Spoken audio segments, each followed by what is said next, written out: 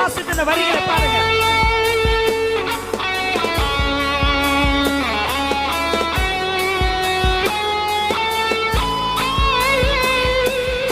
என் தேவன் எனக்கால் ஏதாகிலும் செய்திடுவார் என்றாகில என்னை மறந்தது உண்டா?